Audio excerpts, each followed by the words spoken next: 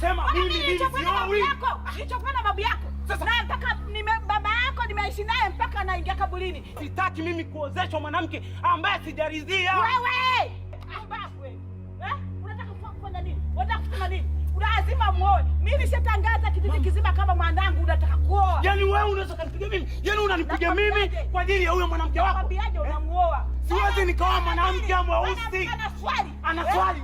Mwanamke mweusi, mwanamke akienda kama anarudi, uniambia ni mwa mimi, tampeleka wapi? Mimi na msichana wangu ambaye ni mzuri, mimi ni mweupe kwanza, sawa? Unaniambia nini wewe? Sasa mama, kupigana ni msichana nini? Mimi nishakwambia sihitaji kumwoa mwanamke ambaye unamtaka wewe. Unanipiga kwa ajili ya wewe mwanamke wako. Nasemaje? Unanipiga kwa ajili ya wewe mwanamke wako. Mwanamke aeleki, mwanamke mweusi kama lami. Akienda kama anarudi, kwa nini ulazimisha mwanamke huyu? Na kama mimi nimekuzaa, nimekuweka tumboni miezi 9 nimekuzaa, lazima mwe mwanamke. Lazima mwe mwanamke aliyokuwa na madili ambaye anajua kuswali. Unaoa kisoswado kiji. Mwanamke gani? Anavaa dera na chupi peke yake. Pumbavu wewe. Nimechaguliwa na babu yako na nimeolewa na baba yako mpaka naingia kaburini naye. Kwa nini wewe hutaki nikuchagulie mwanamke? Sitaki. Naenda na sije hapa. Ukiona mguu umekanyaga hapa. Mimi naenda. Sina haja na wewe. Kwanza na mwanangu mkubwa. Nasemaje? Mimi naenda mama. Vyovyote utakapofanya sawa. Nakwambia na utaona. Kama kwambia utaona. Kama mimi ni mama yako nimekuzaa utaona. Pumbavu. La. Mambo gani haya? Hii dunia mambo leo. Sio dunia kuchaguliana wanawake. Dunia kuchaguliana na wanawake ni huko. Hapa ni wakati bado useme na mikono. Wewe tembea na miguu kama unasema na uende na wakati. Mimi namchagulia mchumba aliyokuwa na madili. Ana stori sana chana. Anakataa. Sasa ni muone kama wewe mwanamke ataishi naye. Pumbavu mkubwa. Kitu gani wewe usiwasikia la mkuu wewe? Pumbavu. Dunia njia. Dunia njia. Dunia njia. Dunia njia. Matajiri wanakwenda resi, masikini wanakwenda resi, watu wa dini wanakwenda resi. Dunia njia, dunia njia.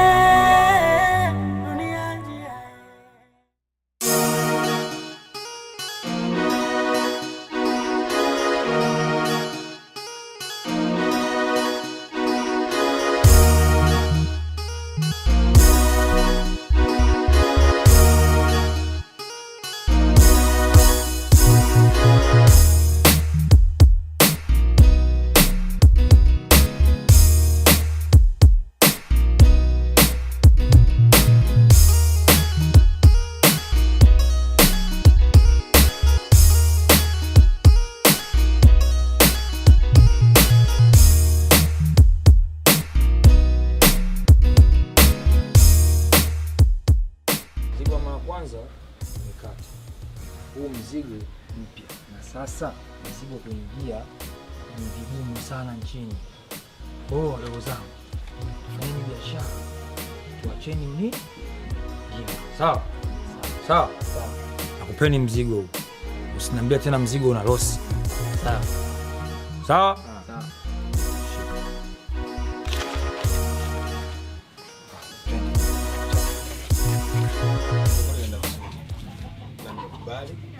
Fanya kazi vizuri. Mwajabu katika upande wa sekta hizi za pombe kwa vizuri. Kwanza tuja wote kijapa na kufurahia wewe. Ila tatizo ni kitu kimoja tu, shoga yako. Yaani yuko slow sana katika upande wa kazi. Bosi hata mimi naona hiyo. Yuko slow tu kidogo, lakini kuna vitu marekebisho kidogo. Sasa nafikiri jana wateja jana juzi msifira yule mwingine anapiga kazi kweli, anapiga kazi fresh kabisa. Wewe ni mwatoa mbali na kazi unafanya fresh. Au sio bwana? Ndio. Ila wewe huyu shoga kama anajitahidi kidogo. Mimi ndio kwa siuzi madumu nauza kama madumu sasa hivi karibu 10 20 kwa sababu yani kwa sababu yenu nyinyi na kazi mnaiweza kupiga. Unajua sisi biashara zetu madawa nini hapo tunachanganya vitu kibaya ili biashara ipate kwenda. Lakini na imani mambo yana vizuri na mimi nitalipa vizuri. Kamanda. Oyo. Kitu fresh bwana nakuja dakika sifuri sawa. Shoga nikwambie, nimepata bosi mzuri huyu. Bosi, nitakupiga tu na shoga tangu nilipokuja mimi hapa biashara inatoka. Unajua inatoka napiga. Sema nini? Wewe nisubiri hapa dakika. Wewe acha tu. Na ndio maana nakwambiaje yule anakupenda wewe. Teja kule nenda kahudumie.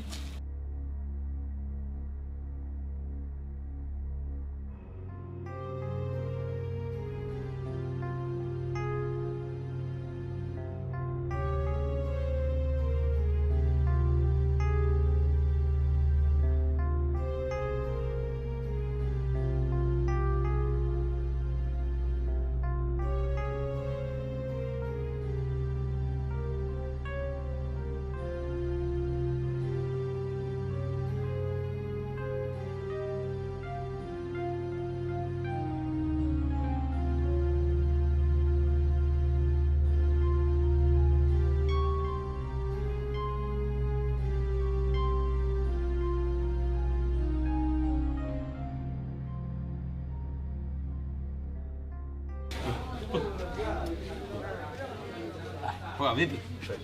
Mama anasemaje? Au sio? Oya. Hizo. Msikilize.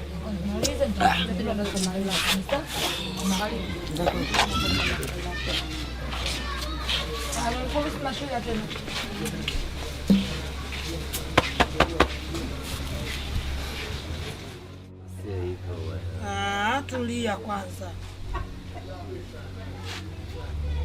Nige mnazi kwanza niongezee.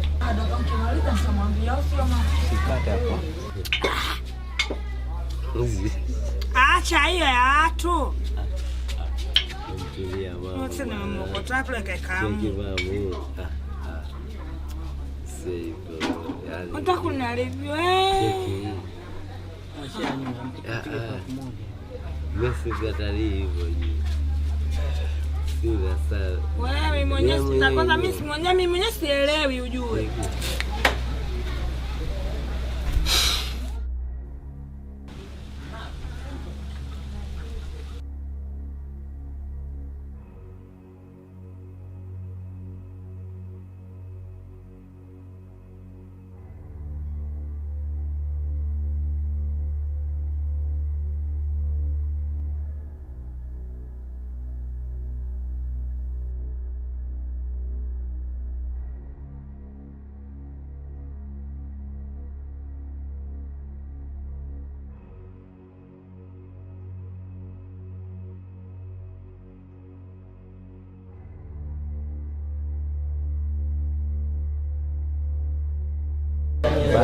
Yes, brother.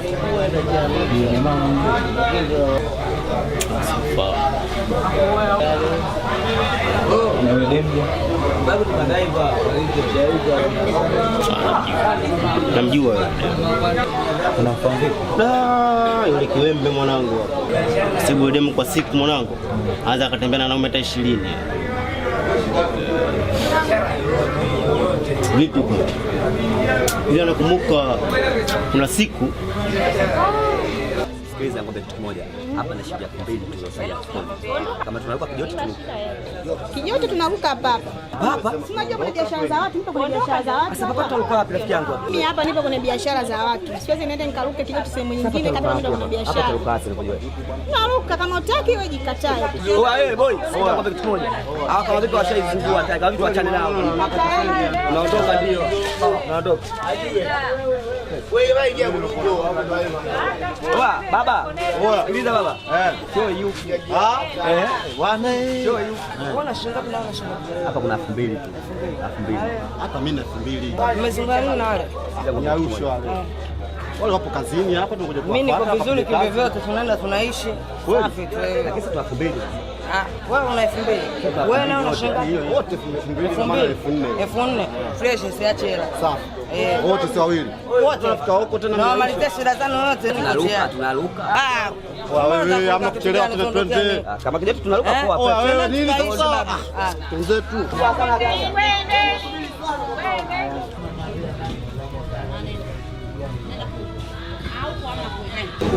Sawa, unajua nini?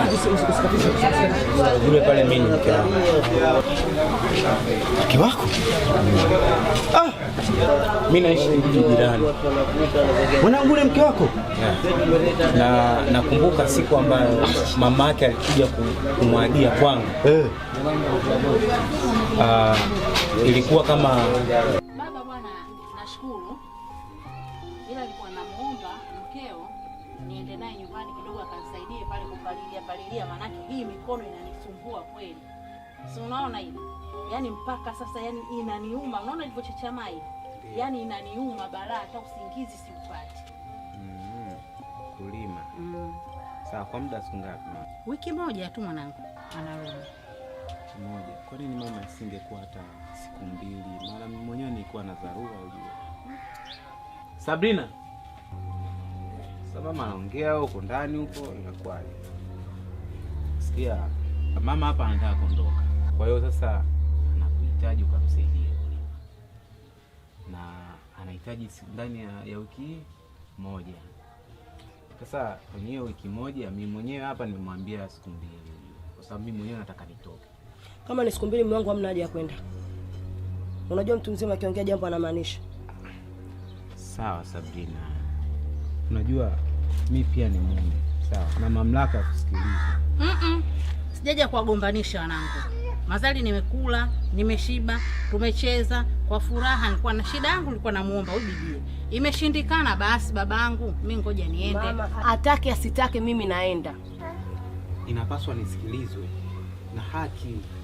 Kwa sio kila kitu mtu mzima akishaongea ndo basi. Mume wangu, utake usitake mimi naenda. Unaweza ukaenda naye. Ila tu wewe unakumbuka kurudi mapema. Akimaliza tu atarudi. Mama mimi naenda. Twende. Akimaliza tu tunarudi. Sabrina. We Sabrina.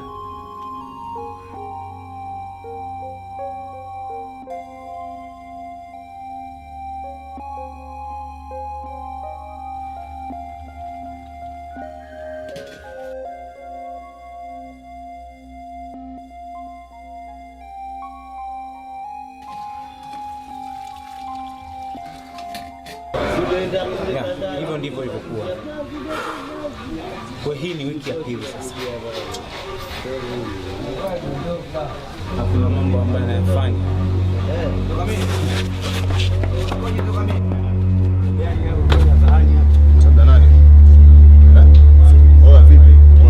Sikujui. Sikujui. Sikujui. Sikiliza, tembea basi boya. Sabrina unijui? Sikujui. Nakuuliza wewe vipi, mbona sikujui kuhusu? Sabrina. Sikujui. Ondoke. Wewe nani bwana? Kaka, usingilie mambo ambayo. Sikiliza, mimi nenda naingilia mambo ambayo mhusu, wewe unaingia vitu ambavyo vikuhusu. Sasa kutambui, ondoka basi sasa. Wao acha mambo Sabrina. Sikiliza kama ndio ubisho basi. Baby! Mangu! Wewe!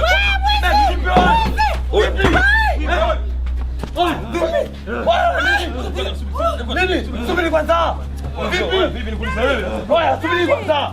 Subiri kwanza. Oya, tunazungwana. Tunazungwana. Udemu kiasi kwa mnamtumia nini? Udemu kiasi kwa mimi nakupenda mnamtumia. Sawa sawa. Kwa nini hiyo hivi? Kwa nini hivi? Wewe una nani? Nani? Wewe nani? Oya, mwisho nani? Oya. Oya. Sikizani, unakisema mimi. Nakupiga kichwa. Umwambia wapi? Nakupiga kichwa. Mimi sio mimi. Mademu kiasi mnatumia kwa ajili yangu mimi. Nakupiga kichwa. Wewe nani? Tulia.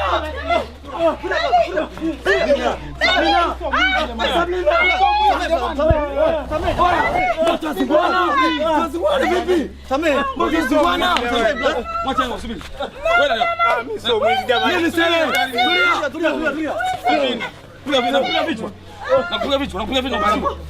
Wewe mwizi. Nakupiga vichwa. Tulia, nani mwizi? Si huyu. Nani mwizi? Si huyu. Nani mwizi? Huyu. Wewe mimi sio mwizi jamani. Ngoja wewe. Sabrina. Mtumia nini? Sio ngome mimi au? Si mnamtumia nini? Kupitia mimi. Ni mke wangu wewe Sabrina wewe. Mkao mimi. Mkao. Mkao. Wewe. Tulia.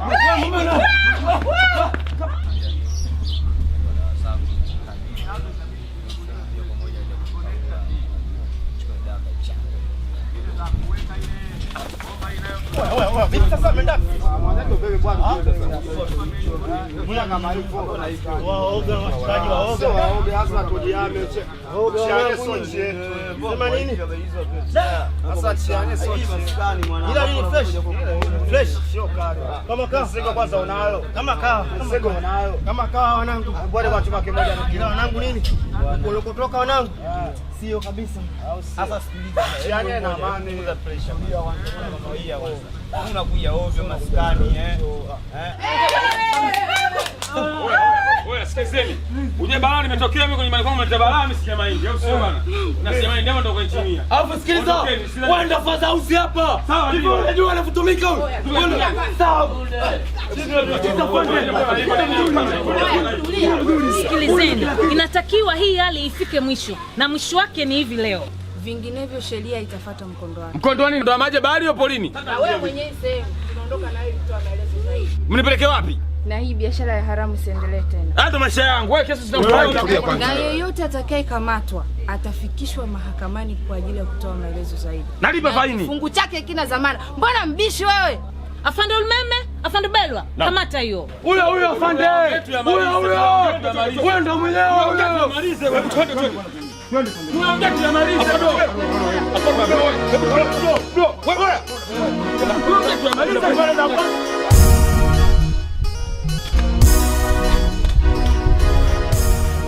Poa hivi. Mazingira kama kawaida. Poa. Fresh. Aliza.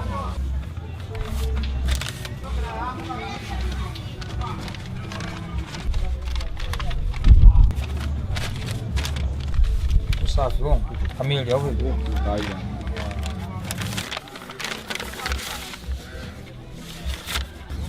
Basi poa, tukifanya fresh na kujulisha. Au vipi?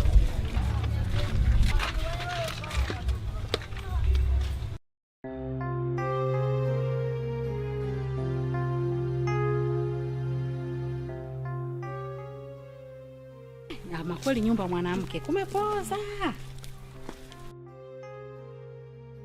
Hodi. Hodi wenyewe. Karibu. Haya baba. Karibuni. Haya. Shikamoo. Maraba za siku. Salama wazima uko mpotoka? Namshukuru Mungu. Haya. Nimemrudisha mkeo mwanangu. Unaenda wapi?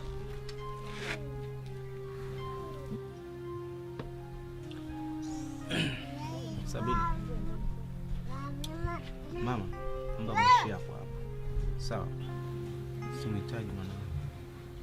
Kwani baba sio tuliongea tumeyamaliza jamani. Mimi nimesema sitaki ugomvi, sitaki matatizo. Tumeongea babangu hapa tumeyamaliza. Na we mwenyewe uko radhi ukaturuhusu. Haya, kilichoharibu mchuzi. Sikize mama. Huyu si mwanamke. Sawa. Sabina. Mimi sikuhitaji katika maisha yangu ya ndoa.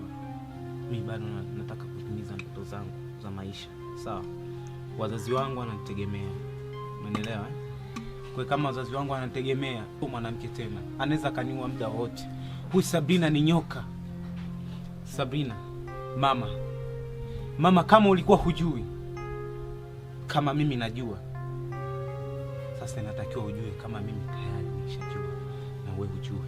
Sabina nimemkuta ubanda. Sawa. Kwa siku anatembea na wanaume zaidi ya 20. Ndio makubaliano yetu mimi na wewe mama. Hapo Sabina ananitia mimi mwizi. Baba, haya maneno unaongea kweli? Nusura ni uwawe. Leo hii Sabina anakuja kwangu. Nenda ukaendelee na kilimo chako. Nenda. Si ulikuwa unamsaidia mama kilimo. Nenda ukaendelee na kilimo. Mimi sikuhitaji tena Sabina. Sabrina, wewe si unaniambia kila siku unaenda kwa rafiki yako, unaenda mama, naenda kwa shoga yangu, naenda kwa shoga yangu, kumbe ulikuwa unaenda ubanda mwanangu. Ubanda akiwa amebananishwa na wanaume zaidi ya 2. Yaani Sabrina nimepata stories zako. Unatembea na wanaume zaidi ya 20. Mama, nimekosea mume wangu nisamehe. Umekosea? Sabina, wewe unaniitia mwizi. Yaani haramu unaiweka kuwa halali. Halali unaikataa. Nisamehe mume wangu, nimekosea. Naomba unisamehe. Unisamehe? Vipi kuhusu mimi ningeuawa pale? Nisingekimbia? Sabina, mume wangu nimekosa. Naomba unisamehe. Sirudi tena mume wangu. Mwanao ni nyoka. Mama, niombe msamaha kwa mume wangu. Kwa vitu ambavyo umenifanyia mwanao. Naomba unisamehe mume wangu. Mimi leo nisingekuwa hai. Kanitia mimi mwizi. Mimi mwizi. Yaani ile tukio mimi sitolisahau mpaka kufa. Mama, niombe msamaha, sirudi kwa mume wangu. Naomba unisamehe. Naomba uniache. Mimi siwezi. Sabina, kwa siku wanaume 20 vipi mimi mmoja? Mimi nitakuwezea wapi Sabina? Nisamehe mume wangu, sirudi. Mume wangu yani hata mpaka kana nguvu zenyewe. Sabina nisikize.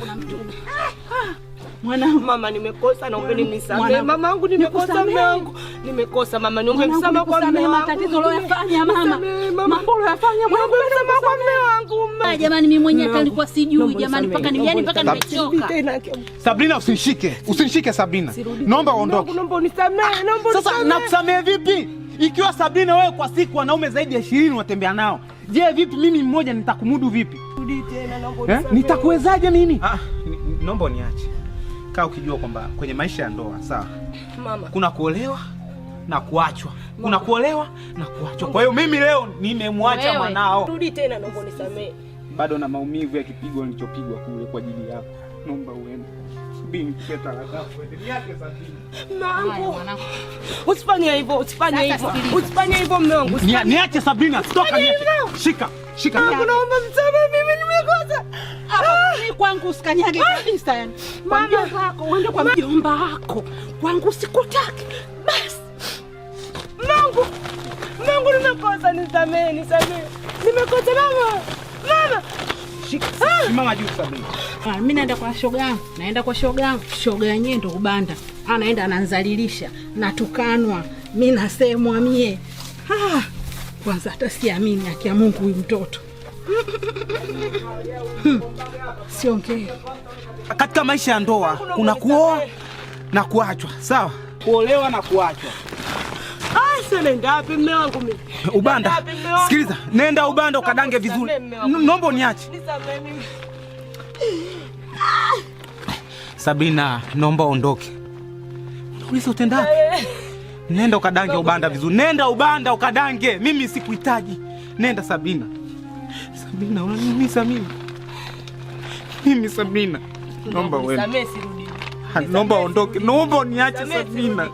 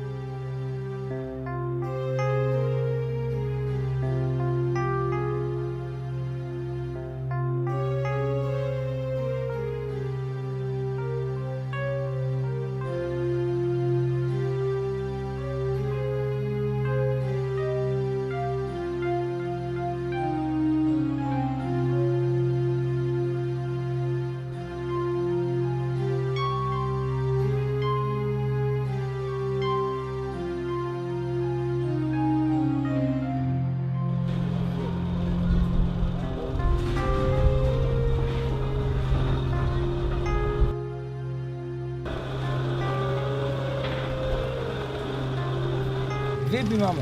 Mbona hapo? Vipi kule? Huko unakaa na kule unakaa? Kule vipi? Basi mimi naelekea kijijini. Kama mnaenda twendeni.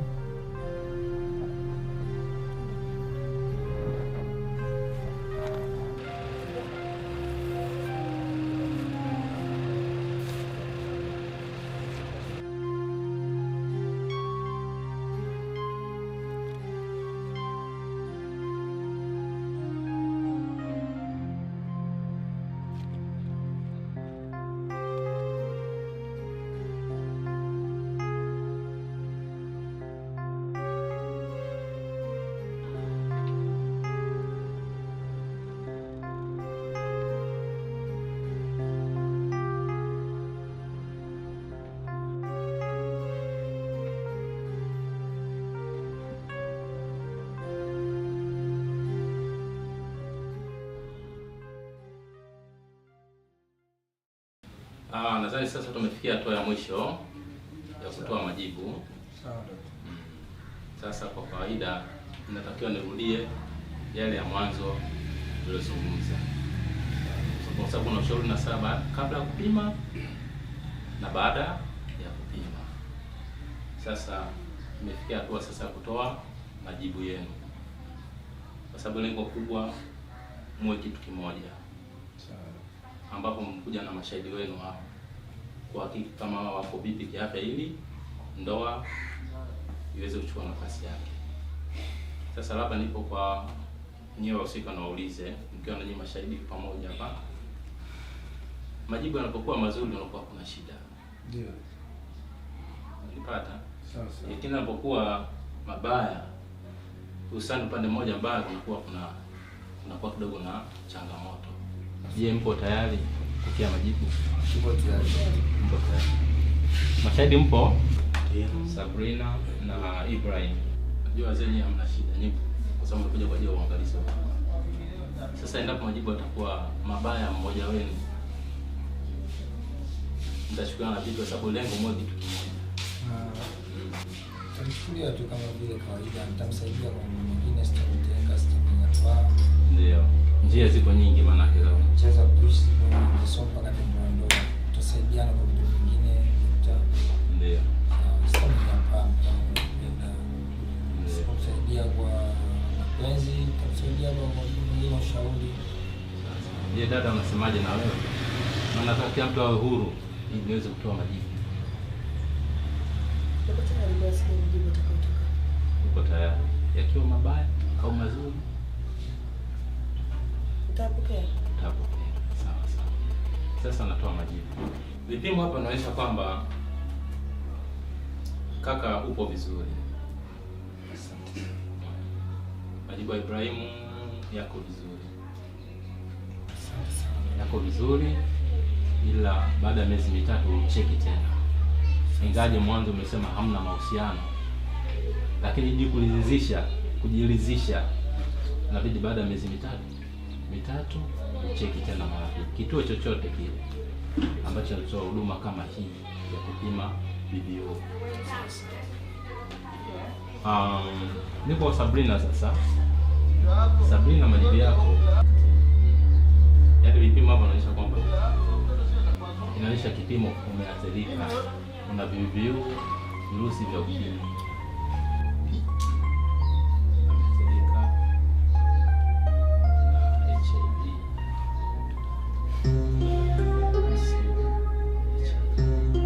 Hivyo basi,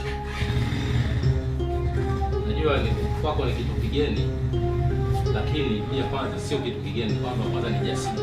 Tendo la kuja hapa kupima bila kusema wewe ni jasiri. Ni jasiri ambapo watu wengine wanashindwa kuthubutu, lakini wewe umethubutu na umeweza. Kwanza nakupa hongera juu ya hiyo. Nakupa hongera sio hilo tu kuthubutu, kwamba umeitambua afya yako mapema. Zipo taratibu ambazo zinakuwezesha wewe usifuate ili uweze kurefusha maisha, ili uishi kama wengine. Si umeelewa dadangu? Siwezi kukupa pole kwa sababu nakupa hongera kwa sababu umethubutu kuitambua afya yako. Kwa hiyo taratibu iliyokuwepo hapa, utaenda nitakupa fomu ya kwenda kituo kikubwa kwa ajili ya zoezi la kupima CD4 na kuanza utaratibu mwingine. Umenipata dadangu? Usiwe na hofu. Kwa hiyo nakupa hongera kwanza ya kuthubutu kujua afya yako. Hivyo basi, kuna toa muhimu atanikwambia Sabrina, jitahidi kwa sababu maradhi yako kwa binadamu na njia ziko nyingi za kupata maambukizi kama nilivyokueleza hapa. Hivi vitu vipo, magonjwa kwa binadamu lazima yawepo, kwa sababu njia ziko nyingi. Unaweza ukaepuka hii lakini ukapata kwa namna nyingine. Unaweza kuepuka kwa kuongezewa damu, kwa kuuguza. Inawezekana huna elimu ya kutosha juu ya kuuguza wagonjwa kwa haraka. Nani wazazi wetu? Kwa hiyo usichukue kwamba labda umepata hivi basi imekuwa jambo geni sana. Hapana. Hivyo vitu vinatokea. Cha msingi tu ujasiri wako huo utaweza kukusaidia kuishi kama mtu mwingine. Na unaweza kufanya kazi sio baada ya hiyo pata una maambukizi basi uweze kufanya hivyo. Unaweza kufanya mambo ambayo yale yanahusiana. Isipokuwa utakiwi kufanya ngono zembe kwa sababu utakuwa umepata maambukizi mengine mapya, kwa sababu mwingine ikiwa hali hiyo atasema sasa ngoja na kukomesha mtaani. Sasa pale unakuta afya yako itakuwa inazorota. Kwa hiyo ni muhimu sasa uende kituo kingine kwa ajili ya check CD4 zionekane kinga zako zikoje, basi uweze kufuata tu utaratibu ambapo utaishi kwa amani kama watu wengine. Kaka, nimesema baada ya miezi mitatu upime tena, hata kama ukuja hapa uende tu kituo kingine, kwa sababu nitakupa fomu yako na dada pia nitampa kwa ajili ya kwenda kituo kikubwa kwa ajili ya kucheki CD4. Sawa. Shukrani. Mimi nasema hongereni sana, kwa sababu naona nimetoa ushauri kidogo. Sawa, ni jambo kidogo ilikuwa ni, lakini nimeweza kujitahidi kupokea majibu kwa hali ya usalama. Na hapa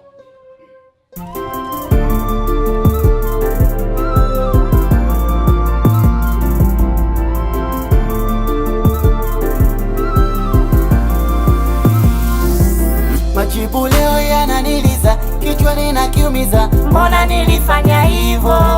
Majibu leo yananiliza, kichwani na kwa nini nilifanya hivyo? Dunia ni hada, pia ulimwengu ni shujaa, dunia ni hada. Nimekutana na janga kubwa la virusi vya ukimwi, hata ulimwengu ni shujaa. Sasa najuta, nimempoteza nimpendaye. Dunia ni hada. Ningejua ningebaki na mume wangu. Hata ulimwengu ni shujaa. Ubanda umenipoteza mimi jamani. Ama kweli nimekubali dunia njia.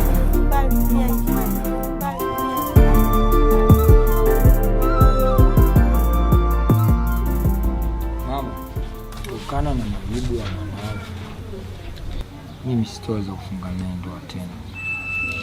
Mimi ni kijana mdogo, nafukuzia dunia. Kwa hiyo utanisamehe. Sawa, nimekusikia, kwa sababu sio wa kwanza huyu kuumwa maradhi hayo, wala sio wa pili.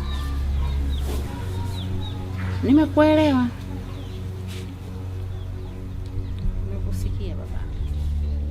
Siwezi kukulazimisha, na haya maradhi sio huyu wa kwanza wala sio wa pili, wapo wengi tu na wengine ushaenda mbele ya haki. Siwezi kukufosi wala nini. Mwanangu, umeona mchuma janga ula na wakwao. Haya baba. Kweli. Haya.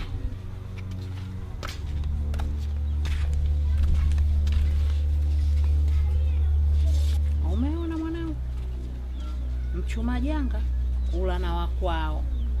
Sasa mwanangu, ushalichuma, tukae kitako tulitafune. Si ulisikia pale daktari alivyokuambia kwamba ukienda ukienda tena uko Ubanda, ukienda kutafuta mambo mengine unapata na vivivo memelea vingine, sijui viviu vingine utavijaza ndani ya mwili, utazidi kuasilika mapema, sijui utaondoka zako. Tutakupeleka mwana Kalenge kama usikii. Umejinamia hapo huongei. Umejidulika duli, maana ulikuwa ukiambiwa husikii. Naenda kwa shoga yangu. Naenda kwa shoga yangu. Naenda kwa shoga ukimwi. Hata ulimwengu ni shujaa. Sasa najuta. Nimempoteza nimpendaye. Dunia ni hada. Ningejua ningebaki na mume wangu. Hata ulimwengu ni shujaa. Ubanda umenipoteza mimi jamani. Ama kweli nimekubali dunia njia.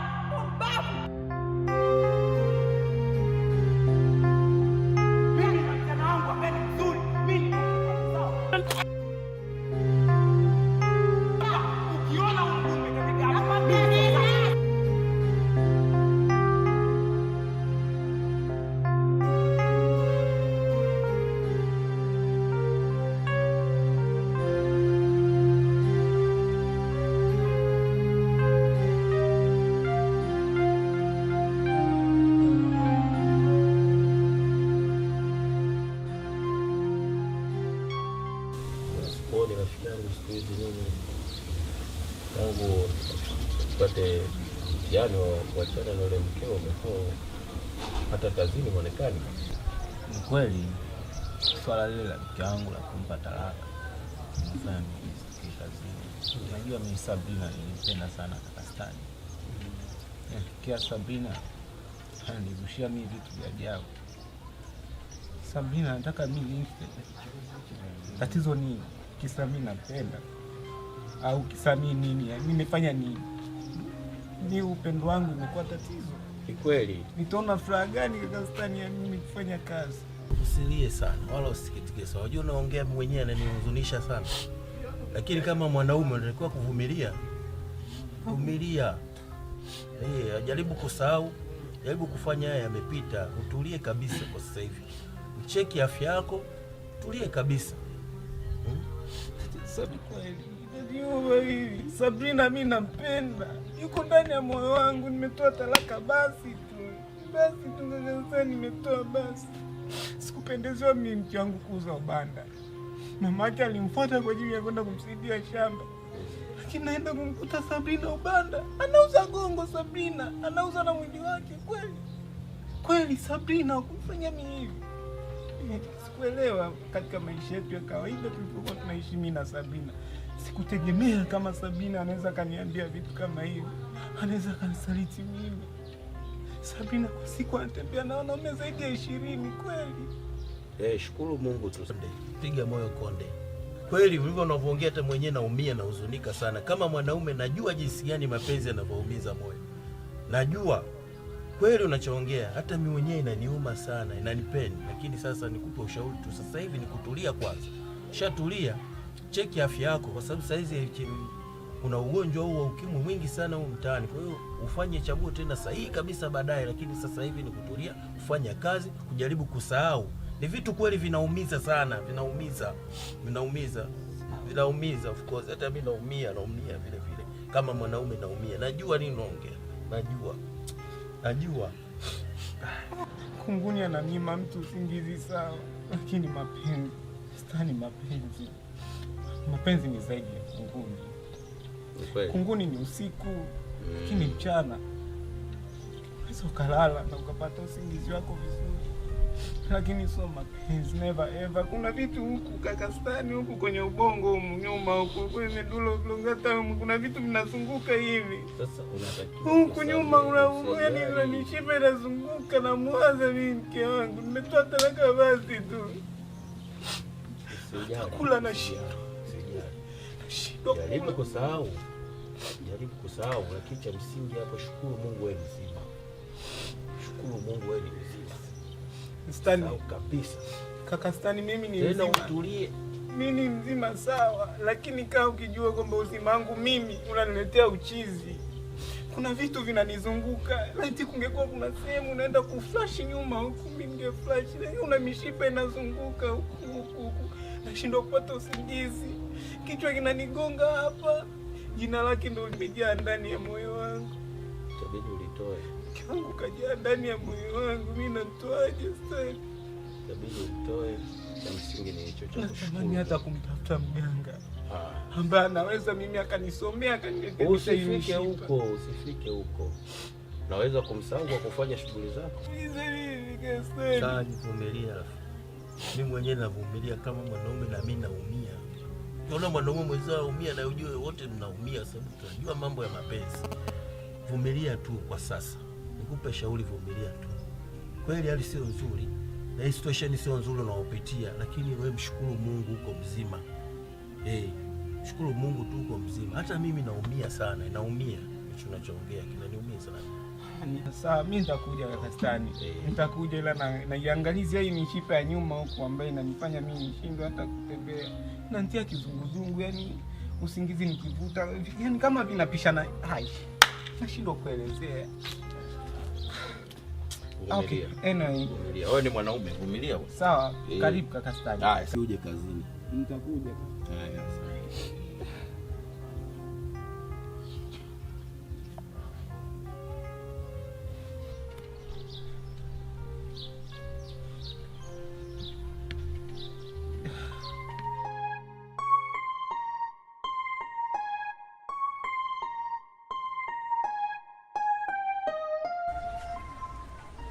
Hodi.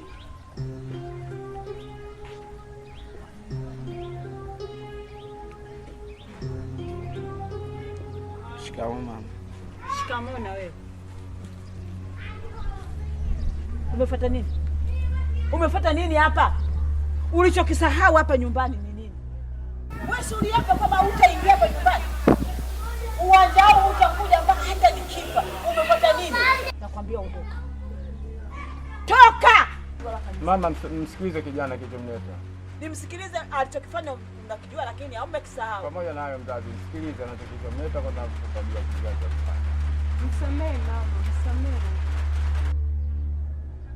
Msamehe mama bwana mdogo. Nimsamehe alichokifanya umkijui jamani. Eh? Mama, mambo ni mambo ni. Usinipigie mimi sio msikiti wala sio kanisa. Nyanyuka. Mimi sio msikiti wala sio kanisa na kunipigia magoti. Nilijua kabisa utarudi. Kitu gani kimekurudisha?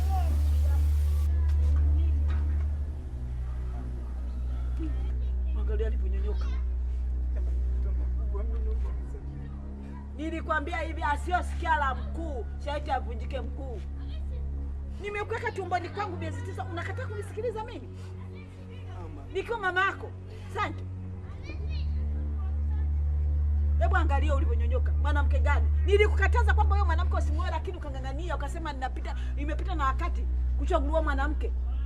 Una hukumu wa kuchagua mwenyewe kwa sababu umeshakuwa mkubwa. Angalia sasa ndio kukuta. Samani yani. Tizama minywele kama mwenda azimu. Nywele atakuchana uchana. Mtoto wangu nimekuzaa mzuri, mweupe mzuri.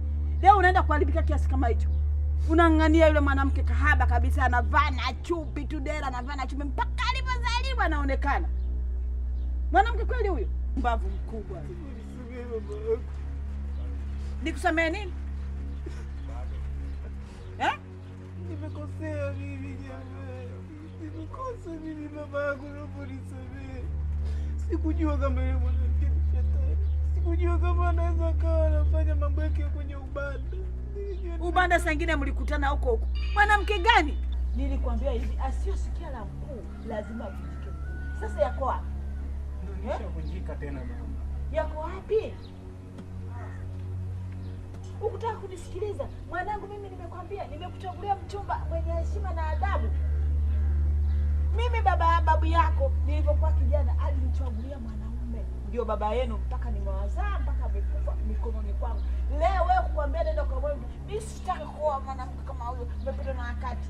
Mimi nimepita na wakati. Unatembelea mikono? Si ni miguu hiyo unatembelea? Nijadaika na wembe yake na macho yake ya kizungu mama. Kizungu mama na wanawake na macho ya kizungu. Kwani huo kama unataka Waarabu si ungeenda kununua makrimu marashen ukamrundikia ndani huko akawa mweupe. Na kama unataka minywele si ungemnunulia mawingi akawa nywele za kuteleza. Vitu siku hizi vinanunuliwa dukani. Mwangalie. Hata ndevu siku hizi alinyoa limekuwa kama chizi. Shemeji, msikilize mama. Si unaona mimi na kaka yako tunaishi mpaka leo hivi? Kuna kitu kimebadilika? Shemeji, msikilize mama jamani. Mdogo wangu, si unaona mimi na shemeji yako tumekaa mpaka tunafanana sura mpaka watoto sasa tutoka tunalea wajukuu tena, kumbe mke na mume. Najuta. Hii dunia njia tu mama, naomba nisamehe. Nimekosa mama. Nirudi kwako kwanza alikuwa kijiji mama. Sasa nisikilize kwa makini, unisikilize. Kama kweli umeamua kurudi hapa nyumbani na kunishika mguu mama yangu, mimi nishakutafutia mwanamke. Nimesikia tu mmekosana na wewe mwanamke wako. Nishakutafutia msichana mzuri. Anayeswali swala 5, anayevaa nguo za madini. Sio vichupi mwanamke anavaa chupi. Chupi mwanamke anavaa chupi. Mwanamke hana hajabeba mimba hata siku moja. Mwanamke amekuwa kigumna njia. Afu unaniambia nikusamee. Nikusamee kwa lipi? Sasa nakwambia hivi. Kama nataka nikusamee, muoe yule msichana niliyokuchagulia. Yule msichana bado yupo? Mama yupo na ana swali mpaka mkeka unatoboa. Mkeka unachani. Ndio utakayemuoa. Huyo msichana huyo mtatatu ndio utakayemuoa. Kama una radhi na mimi, kama unanitaka mimi niwe babako, ndio utakayemuoa. Mama, nakuahidi ya kwamba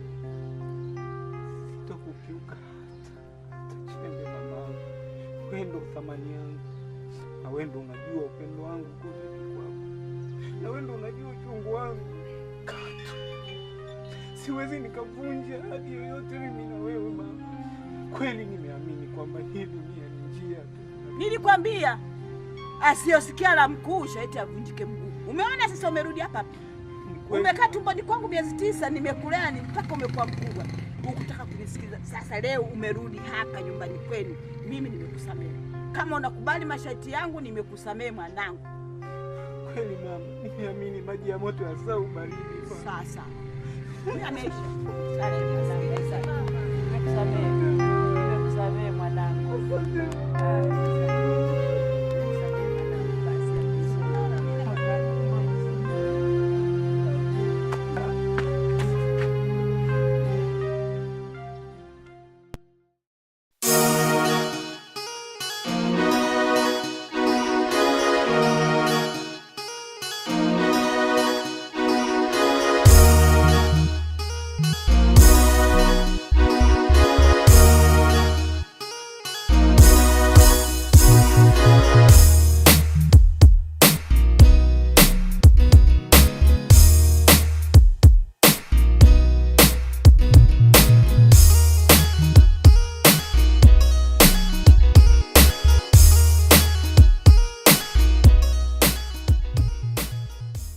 Unajua nini John?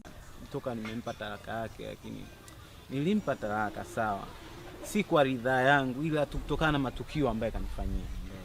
Umeona na jinsi alivyonizushia, watu wakataka kuniua, jamaa kaja kaninyonga hivi.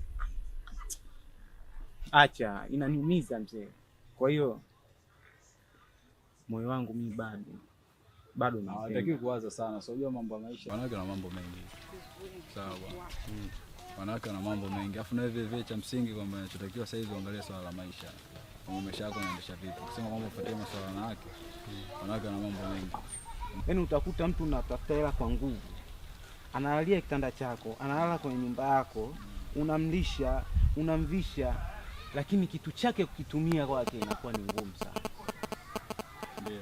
Utakuta ana hela yake, anafanya biashara zake au sio bwana, lakini ile hela yake haingii. Sasa mimi mwenyewe alikuwa navyo hivyo mke wangu, lakini katika kipindi nikampigia hii ipi akazi yake, niendelea fresh. Lakini swala la juzi akuja kuniaga, anaenda kumsaidia mamake shamba, afu mwisho wa siku naenda kumkuta ubanda, afu nasikia story kwamba anatembea na wanaume zaidi ya 20 kwa siku.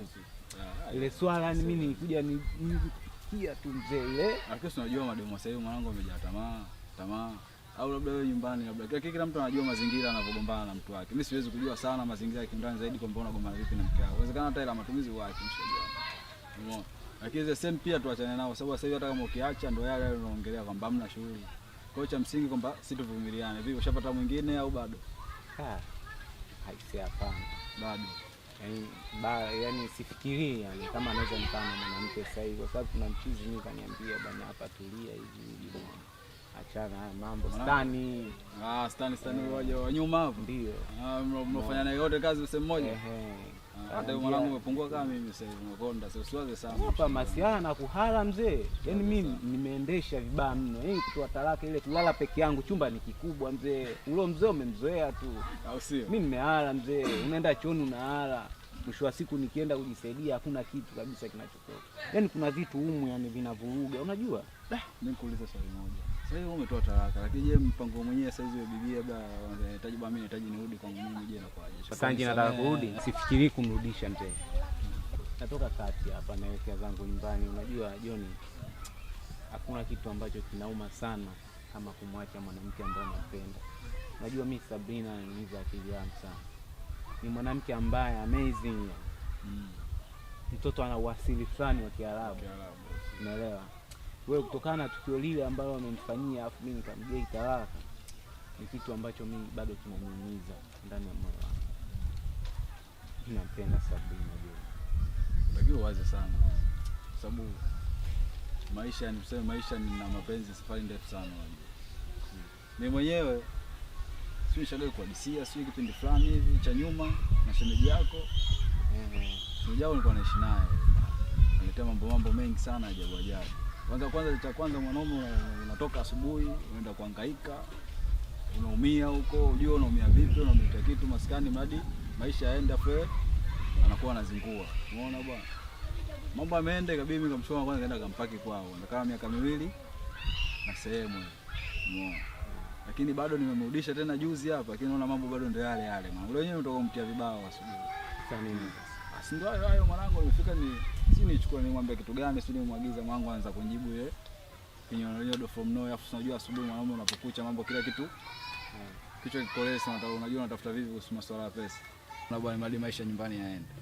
Umeona bwana. Lakini sio kesi wale na wanawake tuishi nao, wameombiwa hivyo. Unajua? Unaona bwana. Kitu ambacho mimi nakifikiria kwamba gari yenyewe inatembea, umeelewa? Ikitembea inamwaga oili ujue. Sasa na yule anakula. Je, pata picha kama anakula alafu ni mke wa mtu miaka 2 uko kwao. Je, kama anakula vile vitu vinatakiwa vitoke, vinatokaje? Sasa watu najua kule kuna print kama kawaida. Watu kule kuna print. Mimi najua watu kuna print kule kama kawaida. Sasa mimi hiko ndio kinachoniumiza mishipa. Sasa uko naye ndani mwanangu na watu wana print zaidi sio wangapi. Je, uko mbali? Najua ndio watu wana print. Mimi nafikiria unajua mwanamke yani kila kitu cha kwako wewe, kitanda cha kwako analalia, nyumba ya kwako wewe, chakula, mavazi. Lakini bado eti ukija kutaka kutumia cha kwake anakuwa mgumu yani. Yaani chake hataki kigusu, hata mafuta unapaka hataki. Wanawake watu ajabu. Mimi naenda home mwanangu, maana kuna vitu fulani navisikia kwenye ubongo, medula ubongo, hata ni mishipa fulani yani sielewelewi mpaka dunia inaenda hivi. Au unatumia kubwa nini mwanangu? Mimi bangi situmii. Basi ngoja mcheki mshikaji mmoja afu ndapita mpao ule. Poa, acha mimi ngatulie mwanangu. Poa jo.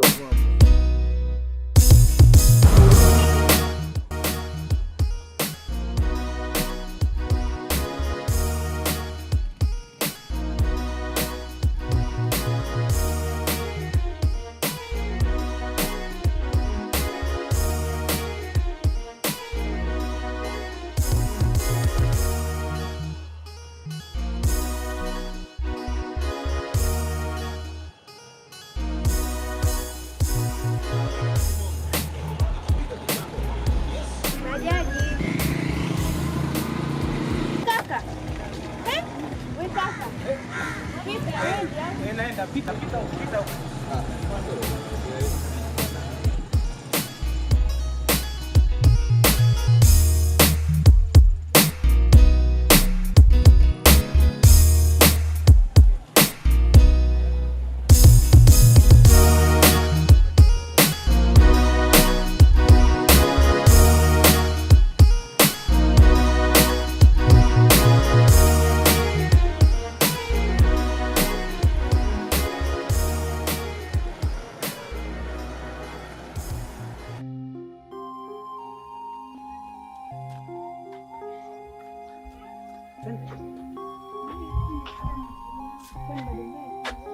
Tushafika nyumbani.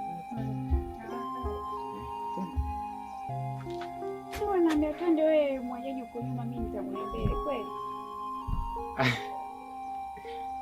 Surprise.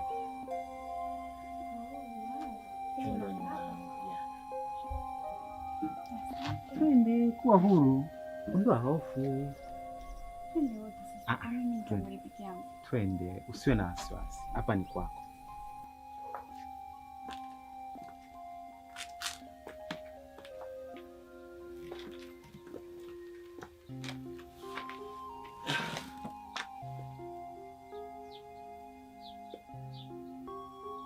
Unajisikiaje? Najisikia furaha kwa hapa. Eti? Unakana nani hapa?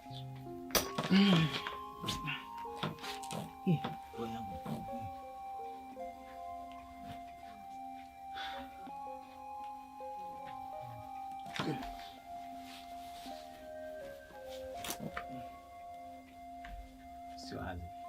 Sawa. Kawaida.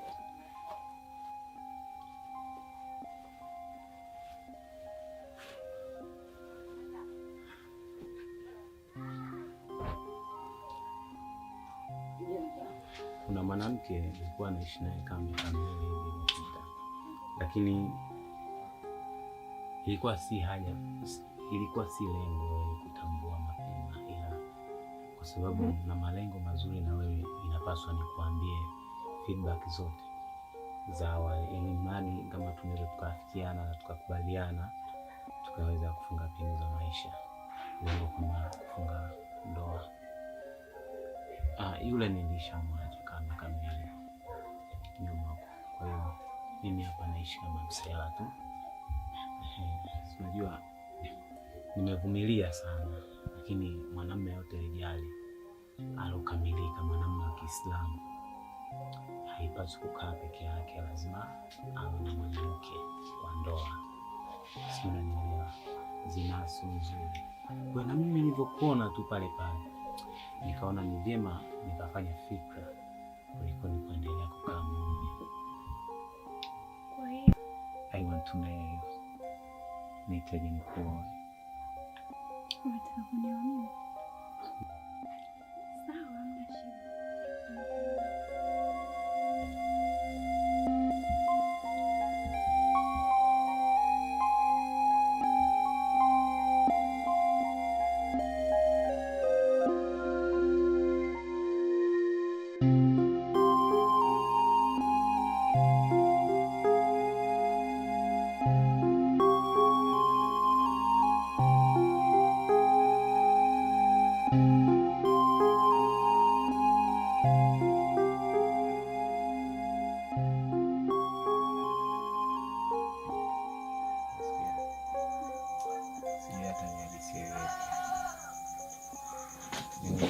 Katika wanawake hapa duniani nilokutana nao,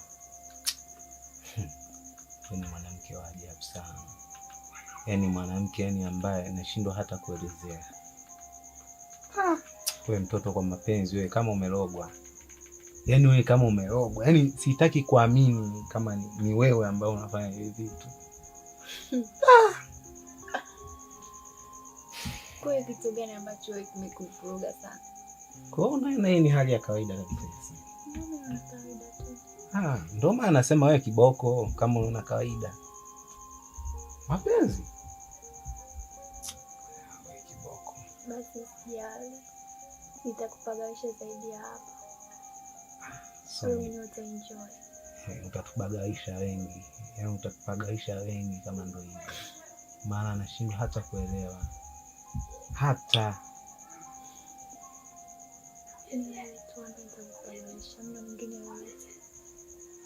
hapa tunaongea kwa sababu tuko kitandani, au tukishatoka hapa kitandani ndio na huko kwingine unaenda kudanganya mtu mwingine hivi.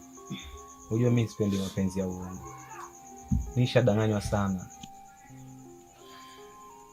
Yes mimi. Wanawake wengi sana wameniumiza mimi. Hususan mke wangu ambaye nimemwacha. Unajua nimekaa miaka 2 bila kuwa na mahusiano. Kutokana na wanawake wenyewe jinsi walivyokuwa na tabia chafu. Katika maisha yangu sipendi mapenzi ya kitandani. Yaani kama unakuwa na mimi bora na mimi moja kwa moja, lakini usije ukategemea kuniumiza. Ukiniumiza mimi nitafanya kitu ambacho utasahau katika maisha yako. Kiukweli mimi nikipenda nipenda. Nikizungumza kwamba wewe ni fundi, basi usipate bichwa na kwenda kuonyesha ufundi wako kwingine. Kwa nini mimi akili yangu itengeneze kwamba nyinyi mkifundwa kule mnaambiwa majicho matatu? Kwa nini mimi niamini hivyo? Kwa nini yani mimi niamini hivyo? Kwa nini mtu usitulie na mume wako tu? Unajua mke wangu mimi nilomwacha kwa siku alikuwa anatembea na wanaume zaidi ya 20. Sasa nikajiuliza huyu mwanamke ana nguvu kiasi gani? Labda ulikuwa unaniridhishi ndio maana. Kwa hiyo unamaanisha kwamba hata mimi kama sikuridhishi wewe basi unaweza kutoka nje, si ndio? Sijamaanisha hivyo. Ila unamaanisha nini sasa? Sasa mimi nikawa nahisi yule kama akaota sugu. Sasa maisha yao sio mazuri. Usijali kuhusu hilo. Nitakupenda, nitakulinda na nitakupa mapenzi yote ambayo unahitaji wewe. Ila yani kinachotakiwa wewe mwenyewe tu uaminifu wako. Na je, nikigundua kuwa na mwanamke mwingine? Ukiona mimi na mwanamke mwingine, ujue mapenzi ndani yamekufa. Hakuna mwanamume au mtu yoyote ambaye anaanzisha safari, basi ujue kuna tatizo ambalo limetokea na ndio maana akaamua kuanzisha safari. Sasa ukiona na mimi nimeanzisha mahusiano na mwanamke mwingine, ukao ukijua kwamba humo ndani hakuna mahusiano mazuri. Na tayari mtu, yani kati ya watu wawili ambao wanaharibu mahusiano, hususan kwenye mapenzi, basi ni mwanamke. Hakuna mwanamume mgumu mbele ya mwanamke. Nisikize Jasmine, unajua sisi wanaume ni watoto wadogo kwa wanawake. Vile unapomlea mtoto mdogo, basi ndio hivyo hivyo mwanamume anatakiwa umlee. Sasa Jasmine, utakuta kwamba mimi nimetoka kazini nimechoka, unashindwa hata kunihendo, unashindwa kunipokea, unashindwa kusema pole mume wangu. Hivi unategemea mimi nitajisikia vipi? Kumbe Jasmine tayari una mahusiano ya mtu mwingine, unaanza kunidharau mimi. Vile unavyonidharau mimi na ninavyoona mazingira magumu, basi kaa ukijua nikienda nje kumtafuta mwanamke, basi yule mwanamke mimi huwa ananilisha na kunikogesha. Na mpaka Abdalla asini nawekewa kwenye maji. Kwa hiyo inamaanisha kuwa unaweza ukanisaliti? No, sina maana hiyo. Yaani kwamba wewe ukinisaliti, mapenzi humu ndani yanakuwa yaonekani. Mwanamume mara nyingi huwa anamsaliti mwanamke wake au mke wake kila siku, lakini akirudi nyumbani heshima iko pale pale. Lakini mwanamke akianza mahusiano nje, utajua tu ndani. Na kama mkijua kwamba mwanamke wa ndani huwa anamuogesha mwanamume wa mtu, na lakini mwanamume wa mtu hajali, anarudi kwenye ndoa yake na anaheshimu ndoa yake. Lakini nyie mkiogeshwa nje ndo basi moja kwa moja. Jasmine, mimi sitaki uumize moyo wangu. Mimi nimetendwa. Kama nimetendwa, nahitaji nitulie, nahitaji utulivu. Biashara zangu za bajaji zinaenda vizuri, napakia wanawake wengi, lakini hata siku moja sikuwahi kumtamkia mwanamke yote kwamba nampenda zaidi yako wewe. Sikia, tambua kuwa hata mimi pia nahisia na nikigundua kuwa unanisaliti, nitakufanya kitu kibaya utaweza kumsahau. Yaani hamna tabu. Kwa hiyo napenda pia. Nataka tena. Nini? Hicho. Tulale kidogo afu nitakupa. Hapana, mimi nahitaji sasa hivi. Nahitaji sasa hivi. Umechoka nini sasa? Unachoka wewe, nachoka mimi. Wewe unakaa, mimi ndo nashughulika. Tulale kidogo basi. No.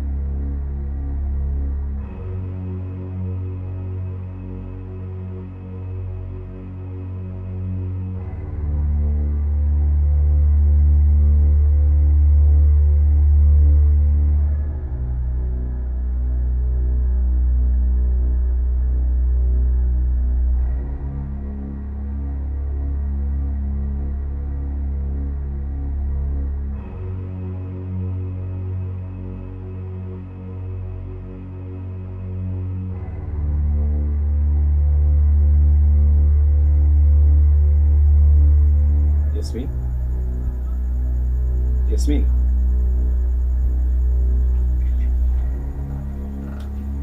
Jasmine, hebu acha utani bwana. Usiku mrefu.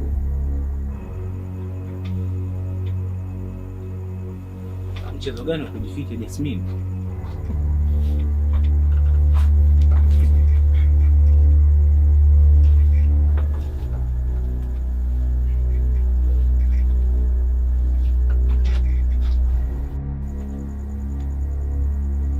Jasmine, uko wapi?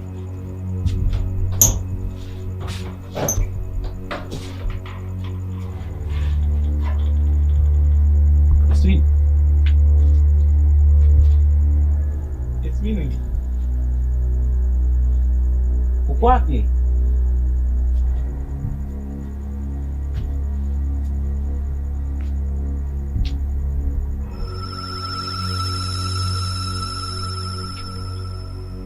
Jasmine.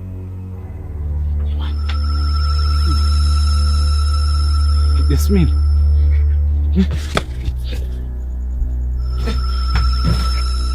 Samahani boss kwa kupotezea muda wako. Pia nashukuru kwa kukubali wito wangu. Mimi kuna tatizo. Nilikuwa naomba unisaidie. Nakusikiliza. Kama nipo hapa nakusikiliza. Unaweza kuongea tu. Nashukuru kwa kunipa nafasi hii. Mimi kuna binti nimepata. Na binti ni mzuri sana. Ninahitaji niwe naye kimahusiano, lakini kanisisitiza kwamba hatakuwa tayari mpaka mimi nimuone. Na ukiangalia mimi hapa toka miaka ya nyuma huko tulipokorofishana na mke wangu nikampa talaka, basi kuanzia siku hiyo nikawa sihitaji mwanamke tena. Ila kutokana na swala hili la huyu binti kwamba yeye mwenyewe yuko tayari kuolewa na mimi na amenidhihirishia yuko vizuri na hata nisumbua. Kwa hiyo nikaona ni bora mimi nioe kwa sababu mimi ni mtoto wa Kiislamu, siwezi nikakaa bila mwanamke. Kwa hiyo sasa mimi hapa nilipo sina hata shilingi. Kwa hiyo nilikuwa naomba unisaidie. Hata kazi zangu za bajaji kwa ziniingizii chochote zaidi ya kupata hela kula tu. Labda nikwambie kitu kimoja. Mimi hapa kwangu pesa sio tatizo. Nadhani mimi nafahamu. Lakini kikubwa kumfahamu binti mwenyewe. Kwa sababu inawezekana tukamchukua mtu afusika balaa kama la mwanzo. Ni kweli, nitashukuru. Yaani kikweli I swear to God naomba unisaidie. Kikubwa kwanza mlete binti. Tukae naye, atoke tabia zake pia. Kikubwa atakuwa letu ya. Tumwangalie tabia kiujumla. Sisi tukaoa bongila kama la mwanzo, akaja kutusumbua. Kuanzia sasa hivi. Yeah. Safi. Nashukuru. Asante.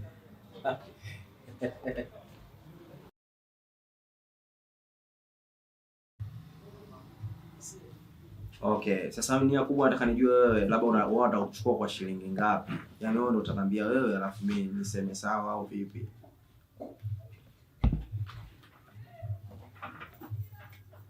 Dakika ngapi nikupigie tena bosi?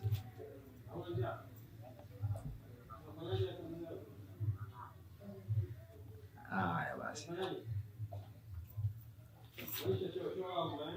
Sawa, sio tatizo. Haya.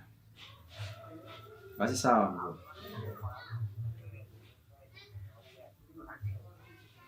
Basi dakika 10 nitakupa. Dakika 10 nitakupigia maana na wage. Zile 9 zile. 9 ya. 9 zile umeangalia vibaya mzee. Basi mimi kama dakika 10 nitakupigia maana na wageni kidogo.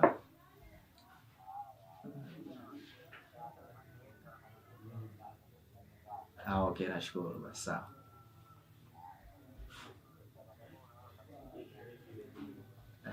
Haya poa.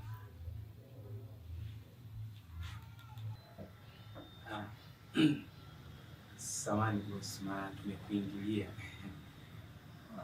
Ukiwa ongea simu, kwa hiyo naomba tusamehe. Sawa, karibu. Yule binti ambaye nikwambia ni huyu hapa. Nilimwacha hapo nje kwenye bajaji yangu. Hapo nje kwenye bajaji yangu.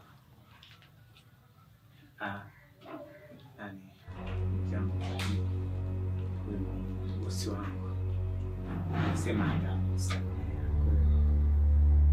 sijafikiria vibaya mimi kuleta hapa.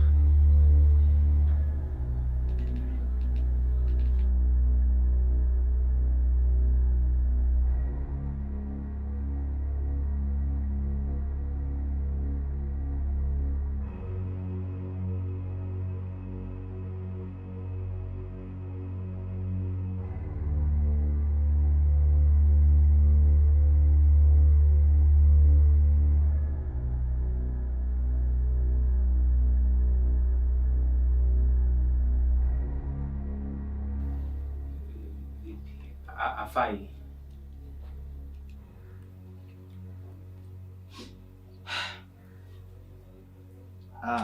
Labda nikwambie kitu. Huyu binti ni mzuri sana. Lakini haendani na wewe kabisa.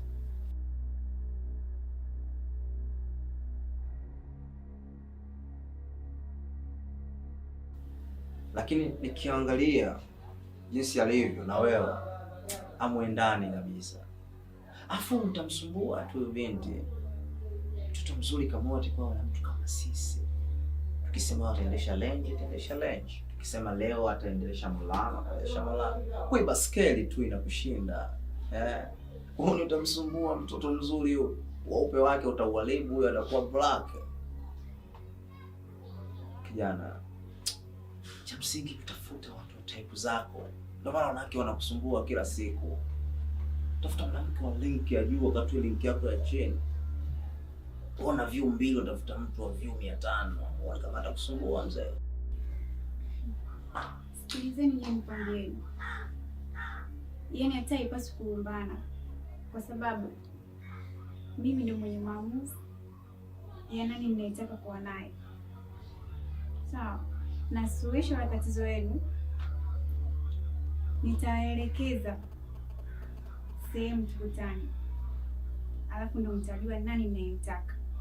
Vizuri. Huyu mwanamke ana akili sana kuliko wewe mjinga. Najua anaenda kujifikiria sasa. Jifikirie vizuri. Usipoteze bahati yako.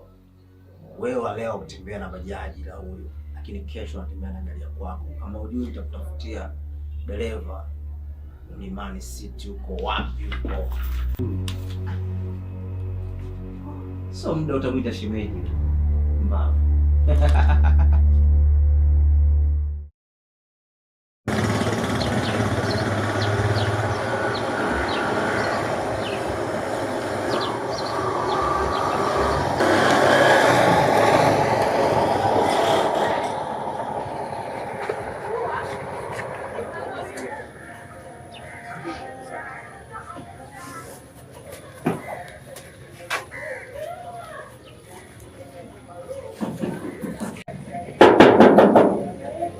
Asante. Karibu. Asante. Siji Sheikh yupo? Na babangu mimi. Babako wewe. Yupo ndani. Naomba nitie na shida. Haya, karibu. Pita. Asante. Haya.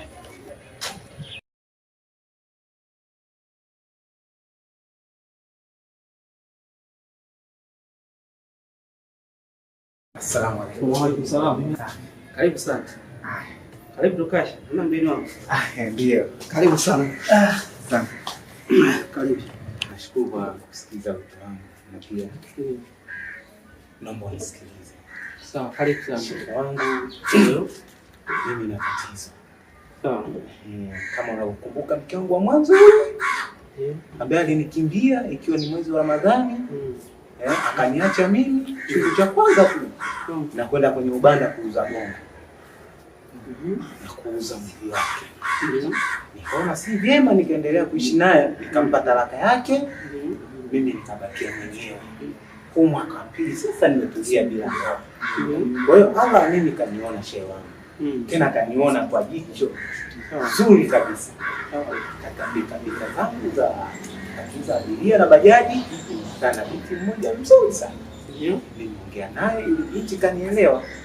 Nasema kwamba hana shida yoyote. Ni mimi tu. Nikiwa tayari basi ni muone. Kwa shekhe nimekufuata wewe kama shekhe wa kutuwezesha.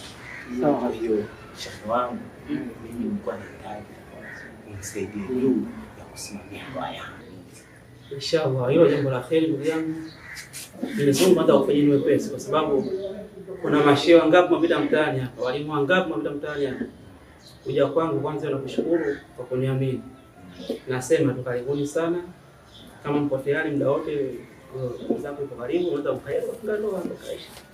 Hilo jambo zuri, ni jambo miongoni mwa sunna za Mtume Muhammad sallallahu alaihi wasallam. Ametuamrisha tuoane kwa wema, tuishi kwa wema. Kwa hiyo mimi niko tayari kusaidia katika yote kwa njia yote. Naam. Nitashukuru sana kama utakuja kunifungisha ndoa. Karibu sana. Karibu sana muda wote karibu. Ndio sana tunaongea mambo matatu akitokea tusifanyie ajizi. Kwanza mtu anapotoka akitaka kuoa au kuolewa, basi aozeshwe. La pili mtu akisema mimi nitabadilisha dini katika Uislamu, abadilishe dini. La tatu mtu ataikufa maji siku ndani kuzike. Ili swala ndoa ni ibada. Karibu. Karibie naweza nikamwona unamtumia. Huyu bibi utamuona yuko kwa bajaji hapo nimekuja naye. Inshallah aje nimuone. Basi inshallah. Nashukuru sana. Inshallah.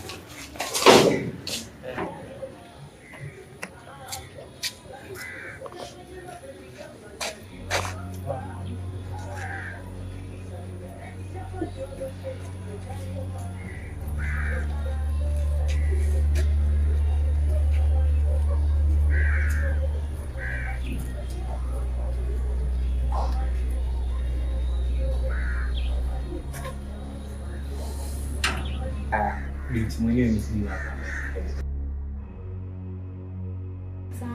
Wa alaykum salaam, bibi hali. Hivi umekubali kuona Bwana Sancho kwa nia moja? Bila kushawishiwa. Sawa. Sasa Bwana Sancho kwa kitu kimoja. Kwa mtazamo wangu mimi haraka haraka. Hivi huyu kwa haja yako kwa leo hayo. Huyu anafaa kuolewa na Mwansancho kama sisi. Kwanza wewe huyu hapo alipo anataka rashi marashi anukia maji ya Pemba masa kiwani. Wewe mambo hayo hutaweza kutekelezea. Huyo bibi huyo anataka afundishwe chuo, asome madrasa, elimu ajue. Wewe uwezo huo hutaweza kufanya kutokana na ujana wako ulikuwa nao. Alafu isoshe bibi anataka uwe swala 5. Wewe muhuni, wewe msela, wewe mtu wa pombe, wewe mtabangi. Na bibi huyu wapi iko wapi Bwana Sancho? Hii ni mali na nafasi mstazi. Ndio. Wewe bwana bibi huyu bwana nashukuru umetuletea mke. Wewe Bwana Sancho huyu hakufai nafasi wako sasa. Huyu na wewe. Huyu na wa mimi. Yaani shekhe nitegemea wewe ni mtu wa maana unaweza kunisaidia mimi. Leo hii wewe unanitokomeza mimi. Sikia nikwambie ustazi mtambue. Naam. Yaani haina haja kugombana. Ndio. Sababu Ndio. mimi ndio mwenye maamuzi. Kwa hiyo suluhisho la tatizo lenu au suluhisho la malumbano yenu kesho nitawaambia wapi tukutane. Sawa.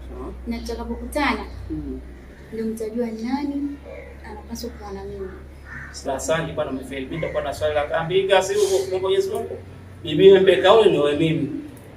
Wewe bwana wewe ni muhuni, mvuta bangi, wewe mtu wa pombe, huyo humwezi. Ajua bwana vijana sasa hivi wasumbufu sana. Bibi kama wewe pale anataka pata mtu ustazi. Mtu ustazi ndio ananukia marashi. Marashi pole maudi mafumba fiu. Mtu wa pombe kama vile ndio ananukia pombe kazi gani? Wewe bibi bwana naomba Mwenyezi Mungu bibi yule awe mimi siku. Utakapolewa na mimi nitakufundisha kwanza dini ujue dini, hapo ulipo nataka dini ujue. Nitakufundisha ujue Mwenyezi Mungu, nitakufundisha ujue ibada zako zote kwa sababu dunia si chochote, tusagae dunia hapa, tuangalie na kesho akhera tunataka kwenda nini. Hapa dunia na mtu dunia ili tunusurike tunakokwenda huko. Kwa hiyo utakapoolewa na mimi ina maana tayari nitakufundisha mambo ambayo kumjua Mwenyezi Mungu na kuangalia Mwenyezi Mungu na moyo wako kujaa toba na moyo wako kujaa takwa. Kuliko yule ambaye atakwambia mimi nitakununulia hiki, nitakujengea hiki, vitu vyote. Hiyo ndio kupita tuangalie akhera yetu kesho itakuwa gani. Siku akimkufuru Mwenyezi Mungu mahali anachukua mali zake zote wanabaki wao kama wao walivyo. Kwa hiyo dada, nataka mimi unikubalie nikuoe ili sasa nikufundishe mambo ya swala, nikufundishe ibada, nikufundishe kusoma na masuala mengine yote ambayo kumjua Mwenyezi Mungu. Ili kesho akhera kuishi salama. Lakini kusema ule na mabosi sijui na nani, hawa bosi wote bosi kwa Mwenyezi Mungu. Siku akikufuru Mwenyezi Mungu, Mungu anachukua mali zake. Kwa hiyo nafikiri ombi langu utakuwa umeelewa dada yangu. Asante sana. Mimi sina haja ya kuelezea. Nadhani huyu binti mpaka anafika hapa kapanda bajaji yangu. Anajua umuhimu wangu. Mimi najigamba kitu gani? Wewe utamfundisha dini gani utakayemfundisha wewe ambaye mimi nitashindwa kumfundisha huyu? Kuna dini nyingine zaidi ya Islam? Jaa bidini islamia alladhi la yaqbalu Allah yawm al-qiyamah dinani ghayrahu dini al-Islam. Na mimi ni nani? Na mimi pia ni Muislamu. Kwa hiyo utakachomfundisha wewe na mimi ndio utakachomfundisha ubinti. Na ndio maana kuanzia siku ya kwanza ninaonana naye mpaka leo niko naye. Na mpaka nahitaji kumwoa kwa ajili ya mavazi yake. Kwa hiyo mimi ndo anajua ndio niko sahihi kwake. Na leo nimekuja naye na bajaji hapa. Nyinyi nimewafuata tu kwa ajili ya kuja kuniozesha mimi. Nimekufuata shekhe kwa ajili ya kuniozesha, nimemfuata tajiri kwa ajili ya kunitolea mahari kwa binti huyu ili niweze kumwoa. Lakini sio haya mnakuja mnanigeuka. Eti binti nzuri. Wewe sikiza. Unajua wewe mtoto mdogo sana alafu ujielewe. Unajua hapo sasa hivi unaongelea pesa, unaongelea bajaji. Kwa sababu hata jamaa wako bajaji mimi namjua. Naweza nikamwambia usiendeshe wewe na utakuwa uendeshe. Lakini mimi nikimoyo binti naweza kukwambia bana kupata bajaji 2 yani. Sasa usitakuwa shemeji yako. Alafu ustazi, haya maisha tu yamebadilika kidogo. Sasa hivi utandawazi, utandawazi. Dini itakuwepo na mambo yatakuwepo, lakini usimlazimishe mtu kuweka katika maisha magumu eti kuizao ustazi, umvalisha madude asionekane. Alafu nyinyi nyingi nyinyi mnakuwa nyinyi mna tatizo sana maustazi. Mwanamke mnamficha mpaka boy hivi asionekane. Yaani kwa sababu ya wivu, kwa sababu hawezi kuishi hivyo. Yaani wengi kwa hivyo usingempenda. Huyu binti mzuri atakuwa nimchukue mtu kama mimi, tafutie gari yake nzuri, mtoto yani ile. Wewe upo utauona. Afu ustazi ya mambo ya zamani. Sasa hivi kikubwa sasa hivi watu wanaangalia hela, wanaangalia pesa. Mama sai. Kama golole. Mama sai. Nizeni kwambie. Kitu gani kinachofanya mpaka mkagombana haya? Aginga sana nao. Mimi si ndo nimewaita hapa. Kwa hiyo mimi ndo naweza kumchagua ni nani ninayemtaka. Si mnanipenda wote? Wewe mimi naoma. Mimi sana na ndio maana niko na wewe. Yaani mimi ndo kila kitu wote mimi hapa ndo nampenda huyu. Yaani mimi nakuajili na wewe siku ya ndoa yangu. Mbona hajapanda bajaji yako? Kapanda kwangu. Sasa kuna mtani mmoja tunataka atakayefaulu ndio atanioa mimi. Je, mko tayari? Yaani swala mtihani hapa. Mimi darasa la 4 nimepiga, la 7 nimepiga. Form 4 pia kuna form 6 nimepiga chuo, ndio maana sasa hiyo niko vizuri. Yaani mimi mtihani hapa inapigwa 100. Nakimbia hapa.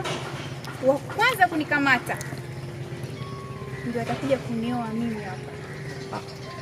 Nitashumta hiyo. Hilo tu swala mbio tu, wala haina shida. Mimi niko tayari hapa. Mimi kijana nataka kuishi mapisha mbio leo.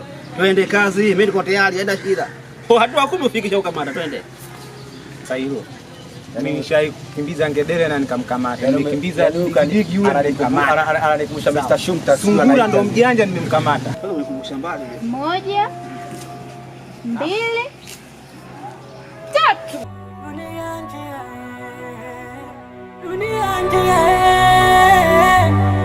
njia, matajiri wanakwenda resi, masikini wanakwenda resi, watu wa dini wanakwenda resi. Dunia njia, dunia njia, dunia njia, dunia njia, dunia njia.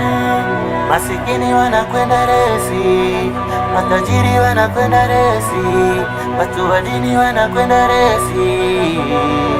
Dunia njia.